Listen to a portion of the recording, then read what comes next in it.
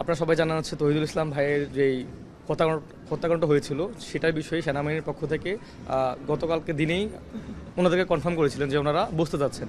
So রাতে হচ্ছে আপনার 8:30টায় ওনাদের পরিবারের মেম্বারদের মধ্যে ওনার ওয়াইফ, ওনার দুই ভাগ্নি, ওনার হচ্ছে আপনার বড় ভাই এবং ওনার ভগ্নিপতি সবাই উপস্থিত ছিলেন এবং বসুন্ধরা ছাত্র ভবন থেকে আমি উপস্থিত ছিলাম।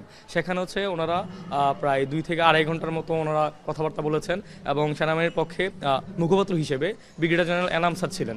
সেখানে হচ্ছে মানে সেনাবাহিনীর পক্ষ থেকে যতটুকু আন্তরিক হওয়া যায় ওনারা সর্বোচ্চ আন্তরিকতা প্রদর্শন করেছেন এবং ওনারা এনশিওর করেছেন যে যেভাবে হোক এই বিচার নিশ্চিত করা হবে। আপনার ওনাদের এখানে কথাবার্তার মাধ্যমে 5টি বিষয় আপনার গৃহীত সিদ্ধান্ত আসে।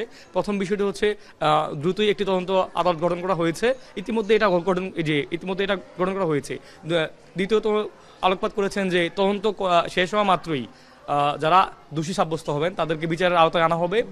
তারপর তৃতীয়ত বলেছেন যে এলাকার সার্বিক পরিস্থিতি নিয়ন্ত্রণে আপনার যে আর্মিদের যে তৎপরতা আগেও ছিল সেটা হচ্ছে বর্তমানেও থাকবে। এটা স্বাভাবিক যেভাবে রাখা যায় ওনারা হচ্ছে স্বাভাবিকভাবে এই পরিস্থিতি নিয়ন্ত্রণে রাখবেন।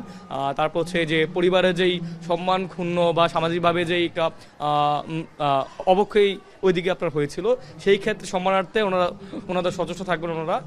সর্বশেষে ওনারা বলেছেন নৈতিকভাবে ওনাদের পরিবারকে যতটুকু সর্বতোভাবে সহযোগিতা করা যায় ওনারা হচ্ছে সহযোগিতা করবেন। যে পরিবারের পক্ষ থেকে হচ্ছে দাবি ছিল যে যারা দোষী, যারা হচ্ছে সিভিল যে ড্রেসে যারা ছিল তাদেরকে যাতে হচ্ছে গিয়ে আপনার শাস্তির ব্যবস্থা করা হয় এবং যাতে একটা ইমিডিয়েট অ্যাকশন নেওয়া হয়, যে অ্যাকশনটা দেখে এলাকার মানুষ মনে করবে যে না বাংলাদেশ সেনাবাহিনীর প্রতি মানুষের যেই আস্থাটা আছে সেই আস্থাটা যাতে হচ্ছে আপনার পুনঃস্থাপন হয় আবার।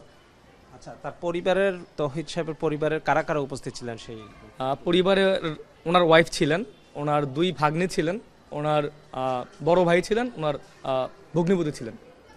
এবং তারা কি পরবর্তীতে এই বৈঠকের শেষে সন্তোষ প্রকাশ করেছেন? জি, আমরা যতটুকু খেয়াল করেছি ওনাদের পরিবারের সাথে যেহেতু একটা লম্বা আলাপ ছিল, দীর্ঘক্ষণ আলাপ দুই পক্ষেরই অনেক অনেক অনেক কথাবার্তা হয়েছে। ওনারা অনেক আপনার অনেকগুলো গল্পের আলোকেই কথাবার্তাগুলো মূলত বলা হয়েছিল। আমরা যা পরিলক্ষিত করেছি যে ওনারা দুই পক্ষেই খুব ভালোভাবেই অ্যাডজাস্ট করেছেন এবং খুব সুন্দর এটা আপনার যে বসার মাধ্যমে যে সমাধান করা ওইটা হচ্ছে ওনারা। বৈঠকটি আপনার হয়েছে যে সমাজসেবা কমপ্লেক্স যেটা আছে আমাদের আর্মি ক্যাম্প, সেনা ক্যাম্পের মধ্যে হয়েছে। সেখানে হচ্ছে আপনার উপস্থিত ছিলেন এখানের যে কমান্ডিং অফিসার মাহমুদুল হাসান এবং মুখপাত্র হিসেবে ছিলেন বাংলাদেশ সেনাবাহিনীর পক্ষে ব্রিগেডিয়ার জেনারেল এনাম স্যার। এবং হচ্ছে আপনার বৈঠকটি রাত 8টায় আনুমানিক রাত 8টায় শুরু হয়ে প্রায় রাত 11টা সাড়ে 11টা পর্যন্ত ছিল। জি, সেনাবাহিনী আমাদেরকে আশ্বস্ত করেছেন বলতে আমরা যেহেতু ঘটনা শুরু থেকেই ওনাদের পরিবারের পাশে থাকার চেষ্টা করেছি, সেখান থেকে আমাদের ওইখানে থাকাটা মূলত হচ্ছে ওনাদের পাশে যে বৈষম্য ছাত্র আন্দোলন আছে সেইটার একটা বহিঃপ্রকাশ।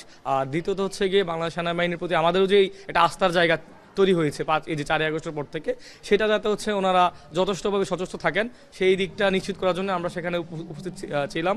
এবং ওনারাও আমাদেরকে এই বিশ্বাসটা দিয়েছেন যে 2-1 জনের জন্য পুরো প্রতিষ্ঠানকে পুরো বাহিনীকে হচ্ছে আমরা কখনো যাতে এরকম ব্লেম না দেই এবং তাদের পক্ষ থেকে যেভাবে শাস্তিটা নিশ্চিত করার প্রয়োজন ওনারা এটা সর্বোচ্চ শাস্তির ব্যবস্থা করবেন।